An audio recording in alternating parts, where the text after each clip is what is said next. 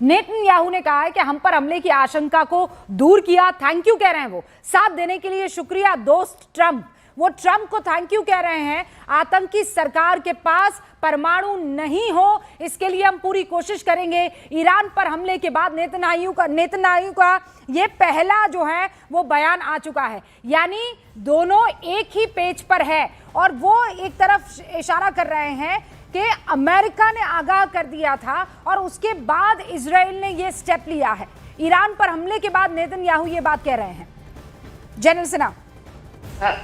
जी हाँ, देखिए इस बार तो ये मानना आपको पड़ेगा कि उन्होंने डिसाइसिव एक्शंस लिए हैं। अमेरिका ने कहीं विली नीले नहीं किया है। हाँ। आप जितने नेवल एसेट्स खड़े किए हैं, जितने एयरक्राफ्ट लेकर आए हैं, और देखिए लोग कह रहे थे कि शायद ना करें, मगर ये एक बोल्ड स्टेप है और ये डायरेक्ट चैलेंज कर रहा है चाइना को, क्योंकि पर्शियन गल्फ में या जो हरमोज हैं, हाँ। दोनों के स्ट्रेट के अंदर में वो कहते हैं कि पूरी नेवी को बर्बाद कर देंगे। उनको अभी एड्रेस आया था उनका थोड़ी देर पहले, वो कहते हैं कि हम ईरान की नेवी को बर्बाद करेंगे।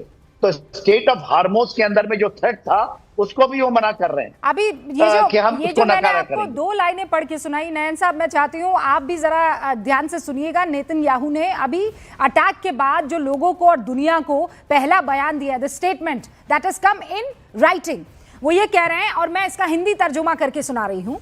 मेरे भाइयों और बहनों, इजराइल के नागरिकों, अभी करीब 1 घंटे पहले इजराइल और अमेरिका ने मिलकर एक कार्रवाई शुरू की है। इसका मकसद ईरान की उस आतंकी शासन व्यवस्था से पैदा हुए अस्तित्वगत खतरे को खत्म करना है। मैं हमारे घनिष्ठ मित्र राष्ट्रपति डोनाल्ड ट्रंप का उनके ऐतिहासिक नेतृत्व के लिए धन्यवाद करता हूं।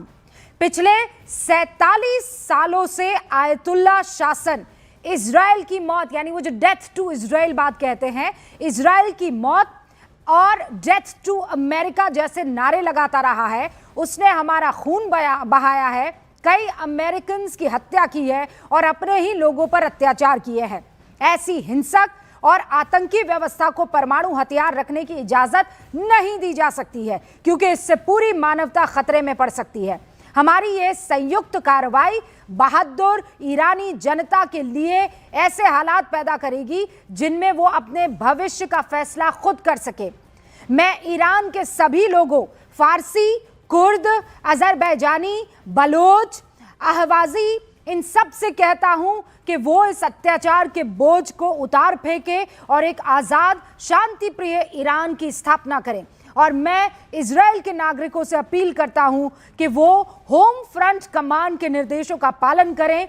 आने वाले दिनों में operation roar of the lion के दौरान हम सभी को धैर्य और मजबूत इरादे का परिचय देना है। हम साथ खड़े रहेंगे, साथ लड़ेंगे, मिलकर इजराइल के अनंत सुरक्षा को सुनिश्चित करेंगे। यह पहला स्टेटमेंट नेतन्याहू की तरफ से ईरान पर अटैक के बाद।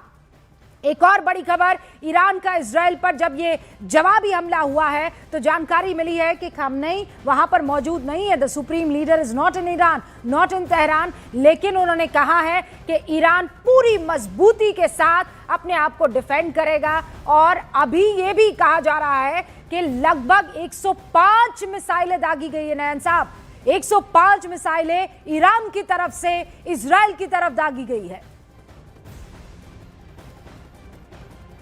जैसे आप बता रहे हो 3 जगहों पे अटैक गए हैं। पहला इजराइल के ऊपर, जितने भी अमेरिका एयर बेसिस हैं उन पे भी ने अब की है वो ये है कि उन्होंने अमेरिका की जो शिप्स हैं उनके ऊपर भी अटैक बोल दिया है। यानी इनकी मिसाइल से शिप्स पे भी अटैक किया है, जिसको कि अब मुझे नहीं लगता है कि कोई भी स्ट्रेटेजिक जो सोच रखता है। आप दोनों स्क्रीन देख रहे हैं क्या न्यूज 18 इंडिया की, जनरल सिन्हा और नयन साहब? जी। अच्छा, ये जो तस्वीर है, क्या आप मुझे बता सकते हैं कि ये इजराइल के हाइफा की तस्वीर हो सकती है या फिर ये ईरान की? क्योंकि सायरन तो ऐसा लग रहा है जैसे ये, क्योंकि हम गाड़ी के नंबर प्लेट भी नहीं देख पा रहे हैं। देखिए, ये शायद हो सकता है पुरानी तस्वीर हो जब उनके ऊपर अटैक आया है, मगर यदि ये इजराइल के ऊपर में है और देखिए वो वहां तक पहुंचा है तो उनके एयर डिफेंस सिस्टम को उन्होंने भेदा है, और इसके पहले भी भेदे हैं, ऐसा नहीं है। उन्होंने उनके पूरे सिस्टम को इंक्लूडिंग थाड जो उन्होंने अमेरिका ने उनको वहां लगाए थे या उनके पेट्रियट सिस्टम अच्छा है, सर, इसको उन्होंने भेजा है। एक्चुअली ये अभी मेरी टीम ने मुझे बताया है कि these are the latest visuals. Team ने जो जानकारी इकट्ठा की है, फिर हम कह रहे हैं कि हम इसकी गारंटी तो नहीं ले सकते हैं, आधिकारिक रूप से कोई कुछ बता ही नहीं रहा है, ना ईरान बता रहा है और ना ही इजराइल। खासकर ये जो विजुअल्स हैं, ये वहां पर मौजूद लोग अपने मोबाइल कैमरा से रिकॉर्ड करते हैं और उसके बाद वो अलग अलग मीडिया प्लेटफॉर्म्स या अलग अलग सोशल मीडिया प्लेटफॉर्म्स पर डालते हैं।